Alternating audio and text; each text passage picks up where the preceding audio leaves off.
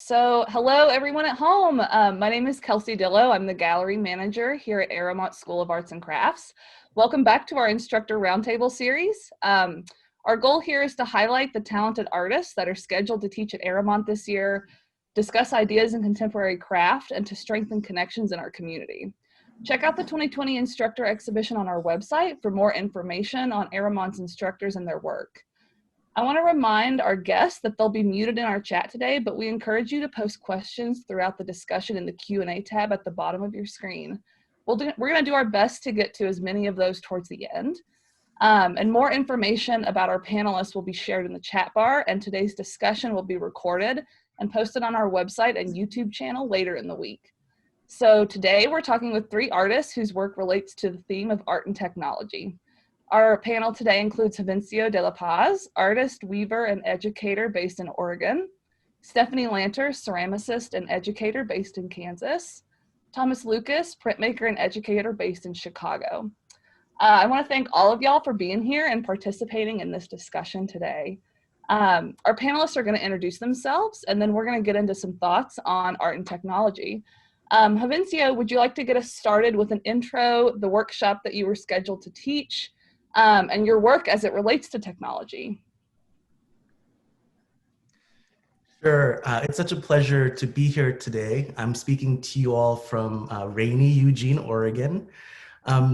This conversation is really, I think, directly related to the course I was scheduled to teach at Arrowmont and will be teaching. And that is a computer drafting course, which looks at how to use some simple weave design software to produce textile.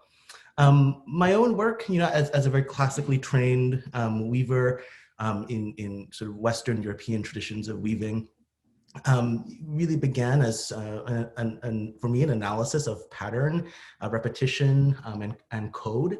And through that, I've started to use digital technologies to produce textiles for the digital thread controller 2 or TC2 loom. My work involves, I think, half code, programming, and software development, and then half tactile haptic work at the loom itself. This work is a recent body of work that utilizes a very simple algorithm that I utilize in relationship to Photoshop to produce, I think, what is best described as self-generating patterns. I explore the way in which the computer is deeply linked to the history of looms. In many ways, the binary 1 and 0 of the loom, the up and down of the threads, is conceptually related to the binary code of programming. But also there's a very direct material and technological relationship between the loom and modern computers, primarily through jacquard weaving, which originally in the 17th and 18th century was operated through punch cards. And then, as many of you might know, IBM's earliest computers were also punch card operated. So that linked history is one that is a history of sort of technologies rhyming across time and space. Is something I think about very generally in my work, but also specifically in the kinds of programming and textiles that come out of those programs. Additionally, I've been working a lot with artificial intelligence to sort of teach programs and to teach machines how to design textiles on their own. This is next slide, thank you. This is a perfect example. This is a software that I have been developing with the programmer Michael Mack.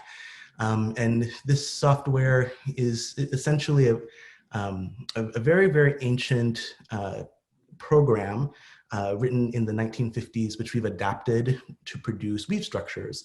And so the software essentially is given very simple parameters and uses those parameters to produce the textile.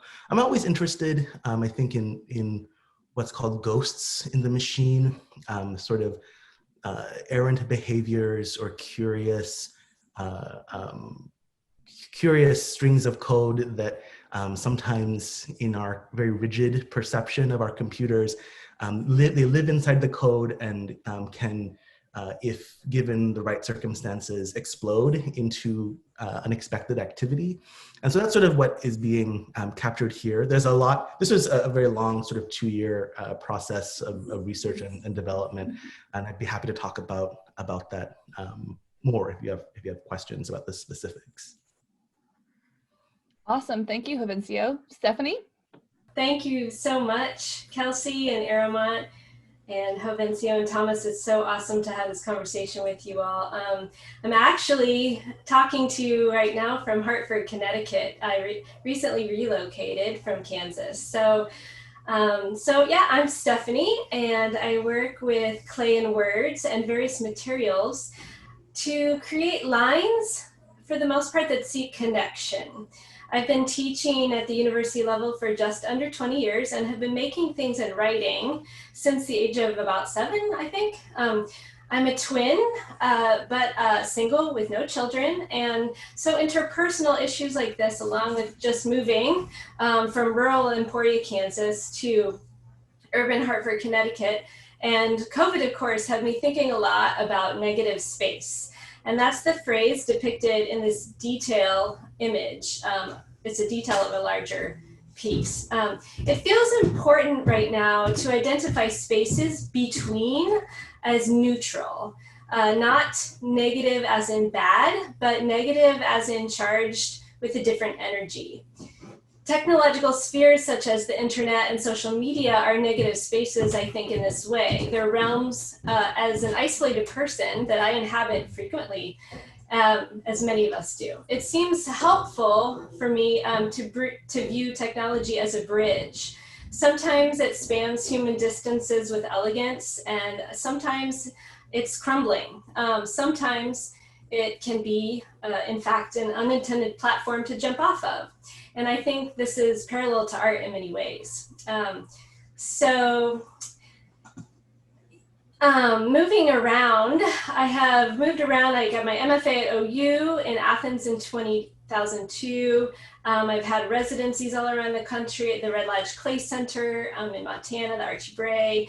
Arrowmont's Pentaculum was amazing. The LH Project, Intel, Anderson Ranch, Mendocino, all these places. And I taught in Kansas for about 9 years before here. And so moving around this much, I think, is typical for many artists. We all do this. But to cope with this sort of unsettled sense, I, like many people, have found myself reaching out for connection through technology. Back in the day, it was phone, email, then text, but now it's social apps and dating sites, FaceTime, all the apps. And though incredible, I think we can all agree that these modes are frequently dysfunctional and frankly consumptive. So I began to realize that to some people, my being, my presence was flat. I was no more than simply, quote, screen meat. And how easy it was to view and use another human in that way as well, when they're on a screen. So in this sculpture, this phrase, screen meat, is obsessively traced and retraced or slip trailed in liquid porcelain, though it may appear to be 3D printed. It's precariously balanced atop a hefty, kind of bound, bleeding, melodramatic set of squished message bubble shapes.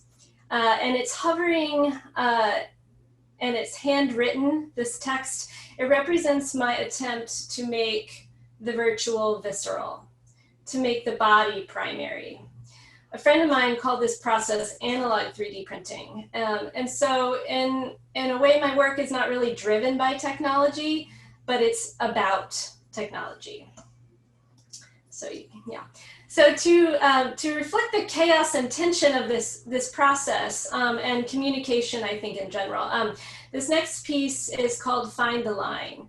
It bears no legible phrase, and it's on view right now in Kansas City, Missouri at a gallery called Cerbera, in a show called Slippery. And I love this word slippery because it's the way I work, but it also describes language. So in this piece, fragments of slip-trailed elements are assembled and built upon a slipcast text bubble atop a coil-built figure.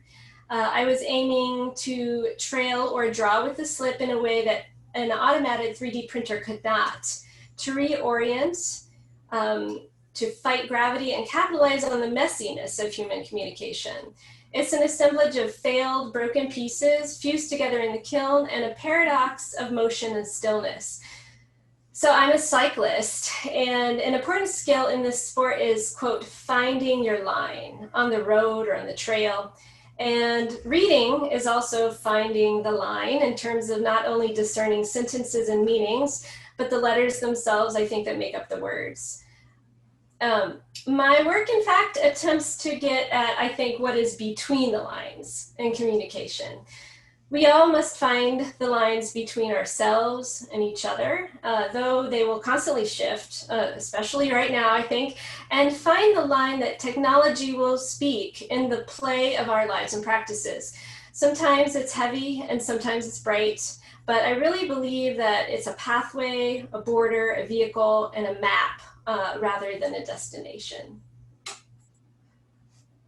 Thank you, Stephanie. Thomas?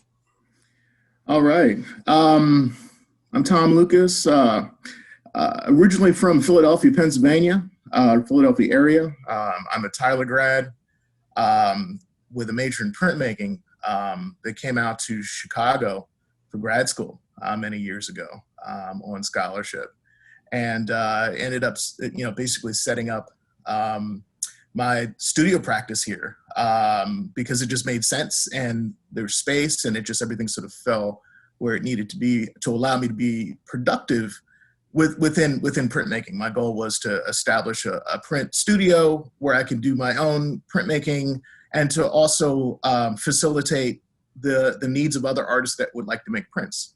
Having a master's degree was sort of natural to eventually go into teaching at the academic level. But some of my experiences include building the print program for Little Street Art Center and doing that for a number of years, and working at several different institutions around Chicago, the Art Institute of Chicago and North Park University, at adjunct positions. And now I'm at Chicago State University in an assistant professor position, moving through the sort of ranks to get to that tenure sort of thing, which is a lot of academic work. But my studio practice is really important to me, and technology plays a key role, and has always played a key role since undergrad. One of my instructors and mentors is John Dowell Jr., who led the department at the time when Tyler was actually at the Elkins Park campus. Now it's a part of the main campus downtown. And the idea of using tools, I look at technology as the idea of utilizing tools, which goes all the way back to, you could talk, Paleolithic period, where we sort of understood how tools can enhance life experience. So for me, it wasn't just painting and drawing. It was how can I adapt tools to kind of change the experience and challenge the experience? And how can I integrate photographic images and repetitive images and other things that are much more laborious to do by hand and integrate. So it started as early photocopies, and then migrated to the first utilization of Photoshop in the early 90s. I remember that distinct moment in grad school where Photoshop came online and everybody sort of retreated to the computer lab, and I'm there by myself still pulling prints by hand. So what had happened is I had made the decision then where technology is much more of a way of thinking. And as a printmaker, you think in layers, you deconstruct imagery in layers and rebuild things in layers to optimize what potentially can be in between, to find more possibility in a result that has its totality. So, one thing leads to another as I'm sort of developing my work. And that first print is called Mixmaster, which is a mixture of print techniques. So there's intaglio, there's relief, there's screen printing, because I'm still the painter at heart, but then using these tools and these technologies allow me to mix it together and get the print that transcends its sort of original sort of idea as the sort of multiple and the sort of democratic sort of form, which is its origins going back to, Albert Durr and the Gutenberg Bible, and how that needs to sort of get out. So, we're dealing with early internet. We're dealing with early social media. That's really what this is all about. I mean, the 20th century is marked as the printing press as the sort of like #1 tool that sort of changed the world.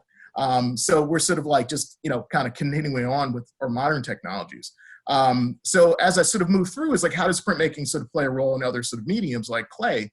And clay, there's a history of transferware and images transferred to clay surfaces to copy other kinds of wares like Delftware, China. Yeah. So I'm sort of part of the print on clay community, including people like Paul Wanless and Charlie Cummings, working with Roberto Lugo. So the upcoming class that we're teaching at Arrowmont is working with David Trost, who works at Little Street Art Center and also Chicago State University. And David and I have known each other for quite a while. And since I left Bill Street, they sort of picked up the sort of baton of print on clay stuff. So he knows a lot about it. And it's great to sort of bring David and his sort of technical aspects into the Arrowmont community. I think it'd be really, really great. But I'm fascinated with the idea of how images transfer through space. You take one image, the definition of printmaking is like transferring one image from one place to another. And that idea, that concept is very exciting to me. And it takes it to clay surfaces, also takes it to glass and everything like that. So this piece here kind of plays around with another sort of facet of my work, which is dealing with another sort of aspect of technology. I grew up in a family of motorheads, working on cars and drag racing and building old muscle cars and stuff. So it was natural for me to think about technology because I'm using it every day, but I was sort of wanting something that wanted to, build myself, run it every day to sort of like speak to my own sort of like endurance and sort of endeavors with like how we have this relationship with machines, love-hate relationship with machines. So metaphorically, and I always look at the automobile as a sort of metaphor for the human body. This piece speaks to that. I have this other body of work that's kind of coming out as Duchampian sort of concept, ready-made. So this is a car radiator that I've drawn on with this sort of like, intense expression. So it's sort of ironic. The radiator is meant to cool the motor, but you have this expression that's sort of heated, which I think is kind of pertinent during this time. So it's like the other deal is like, how do you deal with relevant work within our sort of time and everything else? So the emotion sort of comes through and sort of that way. But, it's technology, but it's like the basic technology we use every day. I mean, I've been playing with the idea of like 3D printed plates and things of that nature. And it's like all of that stuff is sort of really, sort of a continuation of a lot of photomechanical techniques that exist in printmaking with photo screen and photo plate making and stuff like that. So, we're still sort of playing around with those ideas. The difference is time. I can photomechanically make a plate very quickly, faster than 3D printing a plate, as if a lot of the same way a lot of ceramic artists can build a clay form and then slip cast it faster than 3D printing it. So it's like the relationship with technology now, it's so sort of narrow. It's like what is fad and what is really something that you're going to use you to project your work further. So that's the thing with me in technology right now. What is it that's really different, and what can it do that's different than that I can sort of utilize? So that's what I'm about. Let me catch this phone real quick. I'll be right back. So thank y'all so much for these great introductions. And I think Thomas led us into a really great question that I have, which is how as makers can we utilize technology as a means rather than an end? How can we use technology as a tool and not just buy into these things when they're trendy? What are y'all's thoughts on this? Anybody can jump in at any time. Well, I really think, I was thinking about, I like what Thomas said about, you wanted to build it yourself. And I think that one thing that artists do is they make their own tools, and then they interpret technology through their voice. I think it has to come, your work has to start with what you're trying to do, what you're trying to say or what you're trying to evoke. And then the technology can absolutely take it to another level. I also loved what Jovencio said about thinking, or no, maybe Thomas said it, about thinking in layers, like the Photoshop concept, thinking in a technological way. Like that's really amazing. And, but I think, you know, like if you're just relying on that to do all the work for you and there's nothing kind of driving you in terms of connecting with humanity or yourself, then it's just gonna, it's not gonna be super sustainable for you or for in culture. So just to start it out there. I think for me, you know, I think there's a human component and humanity and emotion component when something new is introduced, especially something new that sort of threatens to sort of replace something that you've been living and breathing for so long, right? So the pragmatic part of the art maker is like completely paranoid and skeptical of something that is sort of like meant to be like all powerful, right? So you're constantly sort of picking at it and having discussions about its relevancy. And it's like this ongoing discussion because of how fast these technologies have moved through. But the interesting thing is a lot of these tools that we have access to are really trickled down from the industrial level, right? So these things have existed for a long time. And what's happened is like they basically allowed these prototype machines and things of that nature, made them smaller, made them cheaper. So individuals can purchase them. I mean, they've been doing this at the industrial level for many, many years. And that's 3D printing. That's also lithography, 3D lithography, and all those really trick processes. So, and printmaking has that same history with the types of plates, the commercial plates we use, even the stones. There was a commercial process before artists like Rembrandt began experimenting for printmaking for what it had to offer his painting. So it's very interesting that we're in that sort of time again where we're getting access to these tools. I mean, you can get a 3D printer for like $100 now to play with, to kind of understand what this is. And the other part that I always talk to my students is, you know, artists are sort of like, I think sometimes charged to bring the humanity to the world, to bring the sense of invention to the world. So when you have a tool that literally can print human tissue, I think we're sort of like pushed all the way out already. It's like, okay, well, we don't need the artist because we have something that can print human tissue. So there we go. Don't worry about it. You know, so it's one of those things where it's like, how can we improve on something that can like, you know, mend somebody's body, right? As an artist, it's like, oh, we don't have a purpose. So I feel a little bit, you know, sort of smaller. It's like, oh, wow, that sort of took a part of our function away, where this machine is like, you know, offering this to humanity more than our rationale as artists, like, you know, forcing people to think about things or shining light on something that should be shined on, right? Yeah. But there still has to be a person behind the purpose, you know? Oh, totally. Yeah. Yeah. Jovencio, do you have any thoughts on this? You're on mute. It is, you know, it's hard to add anything more to what you know, I think that trend is an interesting word to bring up in this conversation, you know, particularly in light of the as Thomas was saying, the sort of incredible access to emerging technologies. Trend, I try and use that word very carefully with my students, and you know, I think there's an impulse to be saturated with the new, and in a way, in the broad, you know, we talk about technology often as the emergent, but of course, you know, at some point, two halves of a coconut that held paint was the new technology, and I wonder how that played into the trend setting of our ancient ancestors.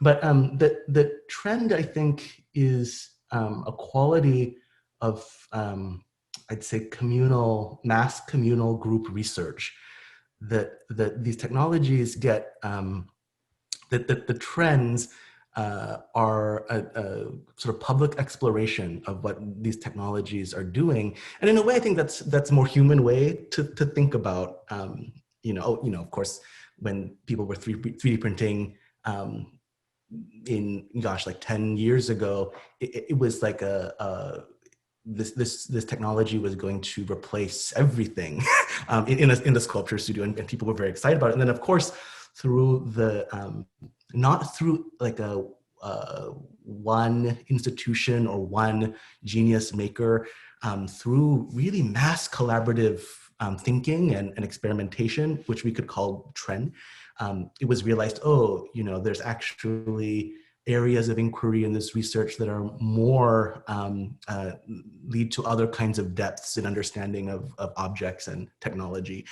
So I think that the human element is not only about there needs to be an operator behind the machine, but the technology is best expressed and understood through really democratization of that technology. So it's not about one maker behind a machine, but that many minds are sort of working together to unfold the depths of what these tools can reveal to us, and the ways we can be critical of it. Yep. It's also changed the nature of labor. Like, we've redefined what labor is. Mm-hmm. In the studio as a place to create, because we can literally work remotely, hit a button, and that something that's miles away can just start working for you. So it's like one of those things where these technologies allow us to be more productive in a lot of ways too. Now that's like a double-edged sword, like productivity and sort of being busy, just like what we're experiencing now in the pandemic. It's like, because we can have these Zoom meetings, that means that interactions are way more frequent than having to travel to spaces to have discussions and lectures and stuff like that. So it's definitely more busy, but that's a good thing. I mean, it's like, it sort of localizes the idea of space, but then we're at the same time, we're also reaching out to the world. So it's a really, really wonderful thing, and how we're sort of dealing with technology as artists right in this moment. Just really, really cool.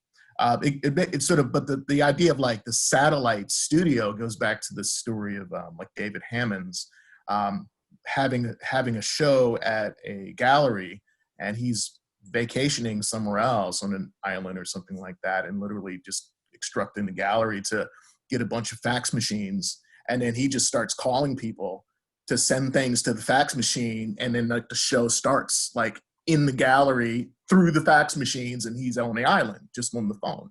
So just the idea of the thought process, the technological thought process, the idea of how do you sort of like bank on these things and optimize your productivity to optimize experience, becomes very, very valid and very, very profound conceptually as it pertains to art practice.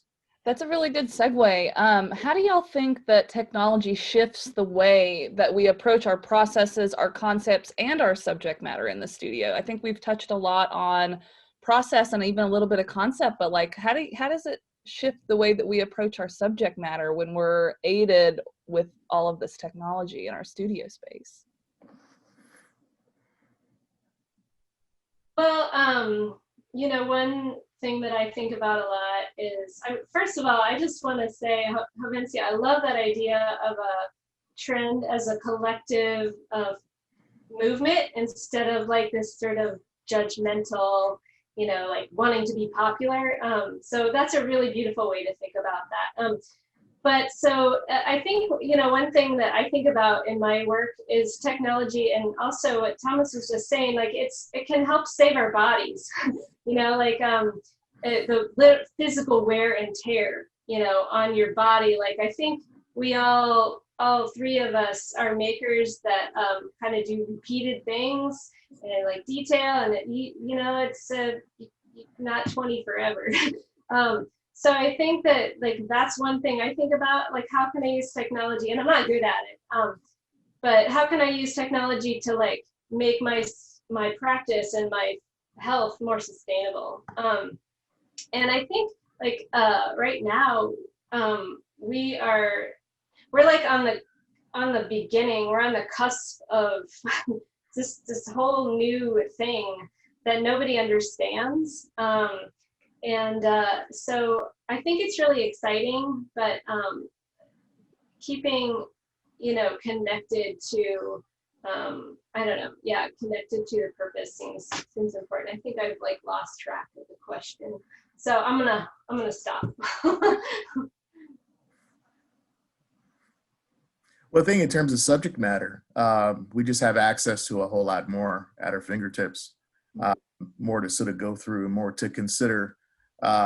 and more gathering, from digital drawing on a pad to sort of like pop into Illustrator or Photoshop to manipulate.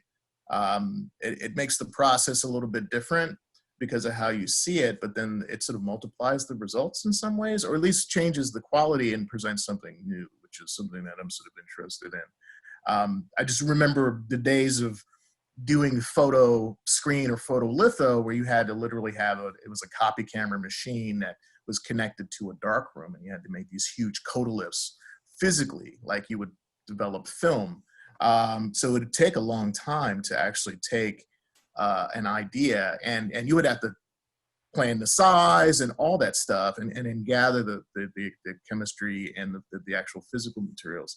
Whereas these days, if you have a printer, you can print a transparency out. I mean, it's one of those things where you have access to more ways of kind of going through and making your process efficient, but also kind of working out the clear message that you're trying to sort of convey as an artist with these tools and practice. So, but it's interesting. Again, it's like this sort of satellite thing. It's like how do you, what is your studio practice? Is it like sitting back and contemplating the finished work and thinking about it and writing about it? Or is it like comparing the finished work to other work on the computer screen? So like the image is like you have actual work up, you got your computer up. So there's this weird, very different dynamic as it pertains to like art object. Like it's not art object. You have this like digital screen that's looking at stuff. In the past it'd be maybe projecting slides and communicating that way. So it's a very sort of interesting way that makes you feel very like, modern's probably an old term, but it's like, whoa, we sort of with it. It's like doing the thing because we're also able to share that so quickly now with social media and get a response, get the thumbs up or whatever. So it's sort of emotionally, it keeps you going. Whereas in the past, you would invite people over or write letters and have a dialogue in a different way, come together as a group and share ideas and stuff. So the sharing part has very positive aspects to studio practice and the decisions that we make. There's a lot of negative to it, but there's a lot of positive to it. So this stuff, always the good and bad, always like rides together. Tom, you're an incredible transitioner because my next question is, as educators in craft schools or in academia, how does that impact your studio practice, and what is it like, because technology is so specific to relay in like a craft school workshop setting, for example. So how does teaching in that way impact y'all's studio practices? Kelsey, can I actually answer the previous question? Please. And this question simultaneously? Of course. Your previous question, which was about how does the use of technology influence ideation or the conceptualization or the actual sort of thought process behind making work. And I think that weaving is a very particular kind of discipline in that the loom is a very, very strict and seemingly limited machine. You can't, when my students come in, intro to weaving, they are often intimidated and frustrated by the fact that it won't let you draw what you want. It doesn't let you do much that is very intuitive, the way they might have experienced in intro to drawing or painting. And so from the beginning, the tool dictates a lot of what you can think. And I think at first, that is a very, very challenging teacher. But the exploration of process, ideation, and technology are really integrated such that the beauty of what the machine does, it is revealed slowly over time. And so in teaching that technology, it's incredibly interesting to see them arrive at the loom as a technology of slowness, of one that requires almost antithetical kind of time to the way they perceive technology. And it is almost to the point that it becomes, for many of them, meditative or a kind of therapeutic process. But at the heart of it, it is this tool which challenges the perception of what a machine is, and of course the digital loom is faster. It's not that much faster than the sort of instant gratification of most technologies. And I think that is an incredibly powerful experience for them to think that, on the one hand, simply to unpack their perception of what technology is. I don't think many of them realize that looms are still things that, whether it's an industrial loom, in central China or the loom in front of them, that's the material that comes from that machine is integrated into their lives. And then on another hand, that they can have this sort of agency that is different from the swipe and like and tweet agency that they experience with the technologies which are familiar to them. So in the classroom, I think these things are really linked in the weaving studio. Process, developing of idea, learning technology, and expanding what definition of technology might be for them. Yeah, I'd like to add on that. You touched on a lot of things that I was trying to formulate as well. This idea that the tool dictates the product. I think in clay, in the sculptural realm, there's kind of a crisis right now for me, because we're sort of living in this world of imagery. And how do you, as a maker and as a teacher, I'm not going to say I haven't thought about an Instagram post when I'm working on a piece. Let's just be real. Yeah. Because that might be the only audience for it. I'm finishing up an assignment with my students, and the final, in ceramics one, the final thing they're turning in is a video. It is not an object. And this hurts my heart in a way. It's amazing and exciting because there's all kinds of cool things they can do with video, and I think it's really critical to have them look at their work through a lens, but it's not an object. And that's why I'm doing what I'm doing, is because the body and the actual existence is important. So I think that's I'm just constantly trying to wrap my head around that, because on the one hand it's amazing, but it's on the other hand it's not the thing, so it's a challenge I think that we have. And I'd be lovely to hear how you guys reconcile. It's not just, weaving is a physical thing, a print is a physical thing. And are we just going to go into this world where we never see art in person anymore? I don't think so, but. The question was super packed right now. This question of teaching and technology and art is super jam-packed right now. Yeah, I have to grade a lot of their work via an image. I'm supposed to grade a thing around from images. They're all getting BFAs in JPEGs. or MP4s. Yeah.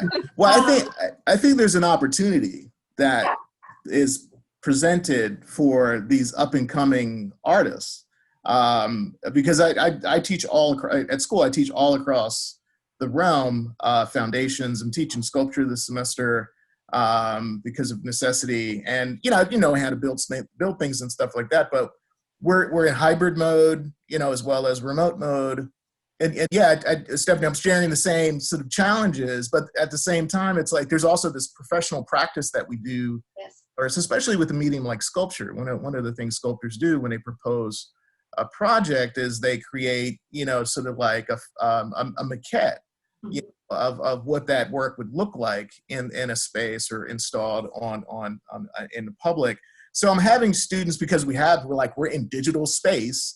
So it's those are the results. I want to see this project, that we worked on it. I gave you a limited amount of materials to create, but I want you to create images, a series of images where you place that object into public spaces so it appears to be 30 foot tall, right? And in a sense, they're sort of utilizing some of those practices that professionals do. So it's weird how this is what's happening. It's like, because they're going to have to communicate, but some of those professional practices have always been digital. Right? So it's very interesting what we're sort of stepping on a little bit as we're forced to deal with this way of communicating with our students. But at the same time, it also harkens back to some of the professional practices that have existed. So I look at that because we are in this sort of like, I always felt like when I moved to Chicago, I sort of like entered this sort of narrative space. There's a lot of artists that work narrative and pictorial, whereas my experience back east was much more abstract and non-objective with the artists that I knew. So we're sort of that continuing narrative is here as we're looking at pictures, just like you were saying. But then, you know, we have artists like Richard Hunt, who, you know, he's making, you know, I'm drawing in space. I'm dealing with positive and negative spaces within my 3D sculpture. I'm hollow forming things and welding them together to create a sense of rhythm. So I'm sorry, it's busy around here. So it's interesting how we're sort of like having to solve this problem of not just asking for an object from our students, but how do they engulf themselves into an experience of presenting a final project that deals with a lot more senses. Actually, just more senses. Like, how do you deal with not only the feel, the touch, but like the thought process? You know, we don't have smell-o-vision yet, so that, you know, that sort of thing. So yeah, I share your challenges. It's like, you know, it's a lot of research on that one to engage your students in a meaningful way. I have a question from the audience that I think goes really well with what you were mentioning, Tom. What do y'all think about, or do you have a comment on the lack of hands-on or direct communication as a result of technology, social media, etc.? So, like, you know, what are your thoughts on art practices or art objects that maybe don't have as much of a presence of the artist inside of it, like hands-on?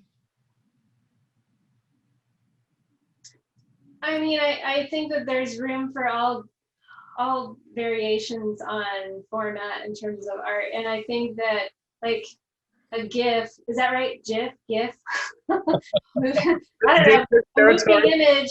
I mean, that's an art piece just as much as like a cup that I make or whatever. I think it's like, for me, the warning bell comes from complete moving over to one side. I think as long as we can kind of like keep making space for all approaches, and I mean, we're not in normal times right now, obviously, like, you know, and I think that and I hope in some ways that what's going to happen is that the digital realm is going to keep moving forward and becoming more and more amazing. Virtual reality. There's a ceramics group, and I need to get involved with these folks, AB Ceramics, and they like have these virtual reality like wedge on the computer. I don't know how. I need to like do a workshop, but I mean, that is just like, it's incredible,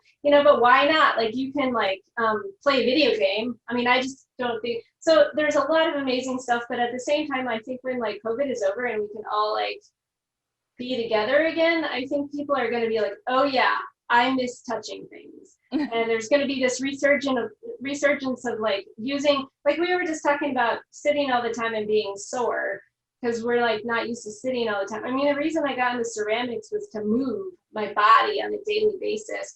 So I think people are going to miss that, and it's gonna come back in a new way, and it's like informed by all of the directions. Nothing has to be exclusive.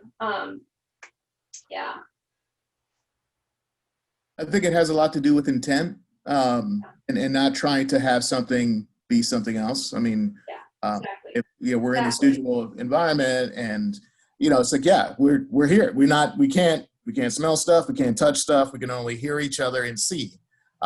So that's our reality. So if we're going to make work within this space, the intent has to be understanding the components of this space, and it's not some sort of like supplement. Well, I should say, actually, supplement is a good term. It can be a supplement, but it's not a substitute. Or is it a synthetic version? You know, what it is. Yeah. And it's one of those things where we do have to work with, we still have to use our hands. I'm always sort of fear of the devolving and the sort of like, what was the term? De-skilling concepts, that sort of are happening because of the use of these kinds of ways of thinking. And I'm not sort of attacking digital technologies, but you get to a point where I think those are important things that keep us inquisitive and healthy as sort of human beings, understanding how to bolt something together, or how to weave something together, or how to build something out of clay to understand what the integrity is, because those moments are going to come. We can't exist not thinking that we'll never go back to those things. You're going to be putting things together and having to logically understand the analytics of putting things together. Regardless of whether you get like the IKEA people to do it for you, there's going to be some moments where you're going to have to think about that. And it's going to be very important to how you feel about it as a result. So that's a big thing for me. I mean, I think that tactility and touch, these are very essential qualities of the fields that I'm engaged in, especially in sort of, maybe more broad perception of craft as a field. And it's interesting to me because, of course, it is, I guess it's sad in a way when like my students don't know how to use scissors or an X-Acto knife, and those are skills that are teachable, of course, and I wonder why, at what stage they sort of missed that demo in life. But in another way, I think yes, of course, as Thomas was saying, that we're not fully energetic, disembodied makers yet. So of course the hand has to be taught. The embodied skills have to come up. They will demand that we give them attention at some point. But I think another question that is related to this, or perhaps an attitude that I think about a lot, is we hold on to certain definitions of the hand because that's how we've been socialized, right? So we think of sewing needle and thread as hand. We think of sewing machine as hand. It wasn't always the case, right? And now, we think of electronic embroidery machine still as hand, right? And so the definition keeps expanding, but the lack of response, I think, actually, the lack of tactile response, I think, comes from maybe we have not defined yet fully what the technological hand is like. And I can say from my experience working with programmers, our perception of the screen as not based in the hand, or not based in a knowledge of the hand, an expressed knowledge through the fingers, is really not my experience of programming or of code. Like when I watch these programmers work, they're like concert pianists, they're craftspeople, they're incredibly skilled. And it is about the dexterity of how they move through digital space, but also on the space of the keyboard. And if we, I think, resist the idea that is, or if we insist that is not also handwork, I think that we limit the way in which we can imagine the reach of our hand, and I think that's what technology often does, right? Da Vinci describes technology as, the telescope is about expanding the eye, right? The weaving machine is about expanding the reach of the hand, and always best used in concert with the physical training and the haptic training. But I'm more interested in an expansive and inclusive sort of perception, as opposed to sort of the taxonomical kind of like, this is handwork, that is not approach. And a lot of beautiful possibilities emerge from that inclusiveness, I think. Yeah, and I think just starting to consider everything that we do make, whether we consider it to be technology or tool or both, is just an extension of ourselves and what we're capable of doing, but more honed in for specific purpose. And that actually, I think you answered partly, Jovencio, a question from the audience, which is, how do you relate the way that we're adapting digital technology to historical adaptations of new technology, like the printing press or photography, for example? Yeah, I mean, is this, are you asking me specifically? I'm asking everyone. Oh, yeah. It's just so much faster now. Yeah. It's so much faster, and the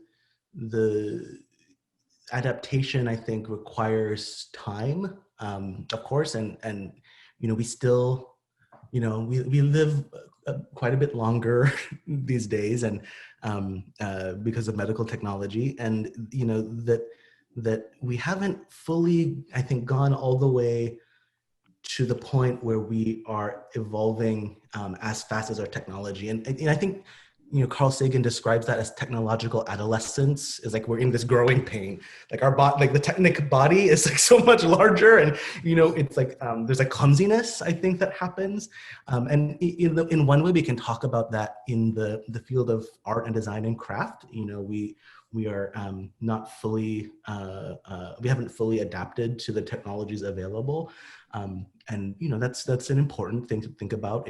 Industrialization was the same sort of growing pain for craft, but this has other implications that I think maybe Stephanie brought up earlier, that we don't understand it yet. We don't understand the implications, and I think we sometimes pretend to understand, like, the effect of social media or the effect of the digital. We can predict certain things, but yeah, I really think Sagan is right in describing as like a kind of adolescence. We don't know yet what this body of knowledge, this body of technique is going to really be like. And I think it requires a responsibility, and that yes, this has effect for us as artists and craftspeople and makers, but this is also the question of the war machine and the dark web, and the influence of all of it. Is not, it perhaps is the great question of our time, how we will adapt and grow in relationship to our technology. Yeah. And I think a lot about how technology is going to force our physical bodies to evolve. I mean, it's already happening. Like, I don't know, do you guys get like neck issues from computer and like carpal tunnel, and I mean, what's happening to our eyes? Like, I think our bodies are going to change. I think that one thing that's happening psychologically and emotionally and physically is that I think about, in contrast, and this could be ignorant, but like the printing press, so the result is just like, it's visual. But like right now, technology is presenting us with a lot of senses at once. We got sound, we got moving image, so we got sight, we got, everything all at once. And it's sort of like this constant state of overwhelm. I don't know, I feel like that sometimes. And like the speed, I think time is also this essential component, like that it's, I liked what Jovencio said about slowing down and weaving. I think a lot about that in ceramics too, but like technology right now is all about speed. It's all about transcending time and space, and like the click and it's immediate. And that has to affect, I mean, I don't have any children, but like I have a nephew, and I think about how does that affecting his perception of reality? It's got to affect his brain, the way that I mean, all my nephews have, and the way that they understand their bodies in relationship to the world and processing everything. So yeah, I agree. This is a world issue. It's like in art, we deal with the senses very explicitly. This is what we do, but I think everybody is just kind of like, yeah. Well, I have a couple more. We've got a lot of really great audience questions, and unfortunately, we're not going to get to all of them today. But Debbie asks, going back to teaching, how do you adapt the lack of tactile contact with your students in their work in these times? Well, it's one of those things where there's a little bit more work on our end. And what unfortunately is missing is that the sort of like direct instruction from us, the sort of like coach, the kind of tutor, the kind of like voice of knowledge in real space. Here's how you do this. Move your hand over here. Yeah. Exactly. Yeah. Let me show you. Let me show you real quick. So right there in that moment, using our instincts as instructors, the reason why we're doing this, there's a part of it like we can plan, but it's a part of it that's instinctual, that's in the moment.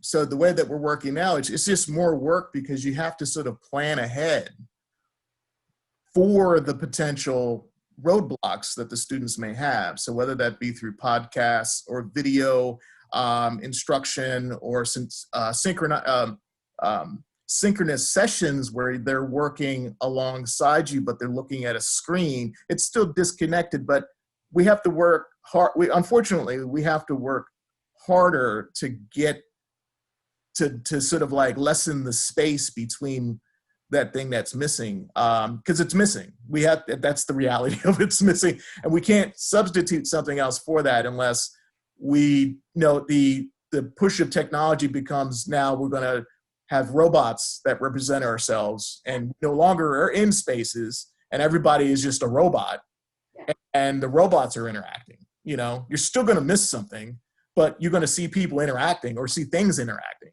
right? There's this, you know, I sort of see the future as this like weird, you know, machine, computer sort of connected sort of thing. I mean, it's so bizarre how we're augmenting ourselves. I mean, I equate it to horsepower. Like we're literally like plugging in a whole lot of horsepower to our ability. And then it's like, we're not ready to wield that yet. It's very powerful. So how do we sort of then teach that? How do we teach the wielding of this power to our students so they can kind of work in a way that's meaningful and not just being whisked away by it, dragged away by it without really understanding what's going on? Yeah. I have a very, this sounds maybe like a very superficial observation, but something I have been thinking about quite a bit, which is the way in which the teaching in the studio, I think maybe I was just at the cusp for my teachers when I was an undergrad, where I was maybe one of the first generations that really like you could email your teacher anytime sort of thing. And so like half of my teachers were down with that. The other half were like, I don't know about these people emailing me all the time. And I've noticed something very interesting, which is that, you know, the studio, I think for all of the kinds of studios we teach in, are communal in a very important way. And the teachers that were not so apt to give feedback over email or answer questions over email, it forced me to be like, oh, I have to ask the other student next to me or that other student who seems to know what they're doing and interact in that way. But the tethering, I think, that the students have to us digitally, it's like, if there's a problem, I don't have to be aware of the other people. I don't have to like problem solve in the way, you know, I'm going to stop. I'm not going to try I'm not going to try out a potential solution or jerry rig the loom. I'm just going to leave. And I think that's a very curious effect of you know, digital technology on the studio. It's a very superficial, I think, again, observation, but there's something there about, you know, again, Stephanie, about how are people's minds being formed and how are they learning differently because of the availability of these kinds of telecommunications technologies. I think that they don't see each other quite so clearly as they might have to if they couldn't just text me, which they don't do actually. They email me. Yeah. Right. I have we have so many great questions coming in. Like, we've never gotten this many questions before, so this is great. Thank y'all so much at home. But I guess my last question for y'all is, what advice do you guys have to students or artists just out there working who are interested in incorporating technology into their practice? Well, before you you know, I held up the pen, my pen earlier. Everybody can use a pen, but everybody has different handwriting. You know, I think you gotta practice. Try new things. I think enjoy it, explore.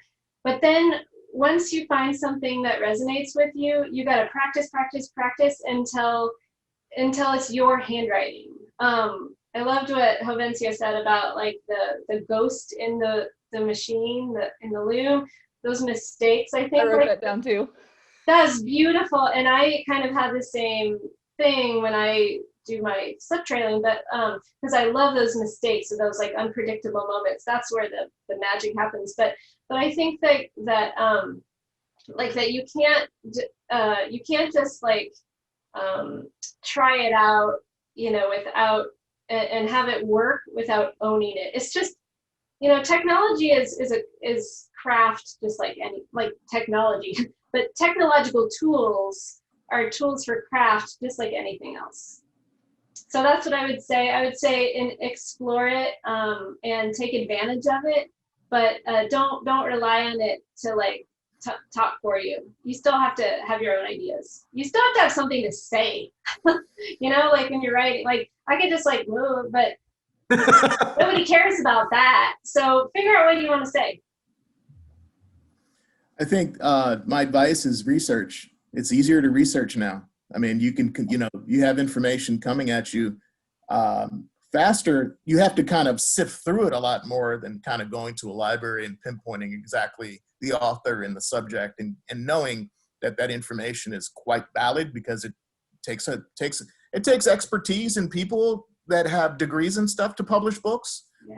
Like the internet, like anybody can put stuff up. So you have to understand what you're dealing with. But in terms of research and visualizing yourself doing it, that for me, if I'm trying to do something new, I first want to see somebody else do it and understand what the body is, what the hands are doing, what in interaction with whatever. And then once I have that picture in my mind, because I think pictorially as an artist, that helps me to build the courage, because that's another part of it. It's like the courage to then accomplish it yourself. That bravery, you know, we'll sit looking at a blank canvas or a blank space, you know, not wanting to do anything. And then the reality is like, well, if you put a mark there, then you have to react to it. And you have to react to the next mark. And you have to react to it. So through courage and then decisions, make decisions and continue to make decisions regardless of what the outcome is. So you can't sort of set yourself out there with this sort of like goal without understanding like the experience and practice to get results, to sort of chart your path so you can see improvement. And that takes patience. So all that stuff too. So it's like research, you know, sort of like practice, visualization, and patience will get you to that stream of rhythm that allows you to continue, because there's a reason why we say art is practice. It's practice, you know. You got to get in there and do it and figure it out. It's not, you know, we're in instantaneous mode where we can hit a button and get stuff delivered so quickly, but it's just not like that. Yeah, I think that a lot of students, I don't want to take up more time, but a lot of students think that technology is a shortcut. No. Not a shortcut. There's no shortcuts. Mm-hmm. Yeah, in terms of research, I think also, you know, if you're thinking about integrating a new technology or some new tool into your practice, you know, you probably would benefit from, you know, really researching the history of that technology and see how it is already linked to what you're doing. You know, I have one of my favorite artists and a good collaborator. Her name is Stacey Jo Scott. She works with 3D printing ceramics, but also with history of magic and the occult. And, you know, sort of like, oh, how could these things possibly be related? And through deep research of the technologies she was using, she was like, oh, actually in the Victorian era, machines were thought of as, you know, they posed as magical, mystical devices. And then in the Ottoman Empire, machines were also sort of like thought of as extensions of the divine. So, you know, I think that when you are interested in a technology, learning its story will show you how it's already related to the things that you're interested in. And in some ways, I think that is a place to begin in a maybe more sincere, I don't want to use the word authentic, but maybe that's a way to begin that isn't about grasping something out there, but seeing the technology as something that can be reflected into the history of your field, you know, and you're already there. It just requires maybe a different kind of perspective on what that new technology is. You know. Yeah, I was thinking earlier, and this just kind of brings it all together. Like another discussion would be amazing would be about the relationship between like technology and spirituality. You know, I mean, we don't have more hours today, but that'll have to be a theme in the future. History. Yeah, such a fascinating history. Wow. Well, thank you all so much for joining us for this roundtable. This was an awesome discussion. I have so many notes. I can't wait to look some of this stuff up later. So thanks again to Jovencio, Stephanie, and Tom for sharing their work and ideas. Later this week, you'll find a recording of today's discussion available online on our website and on YouTube. So keep an eye on our social media for information on our upcoming roundtables, including December's discussion, Lost and Found. So we hope you'll join us again. And on behalf of everyone here at Arrowmont, please be safe and please stay creative. Thank y'all so much. All right. See you. Thank you, Kelsey, so much. Take care. Happy holidays, y'all. Yeah, you too.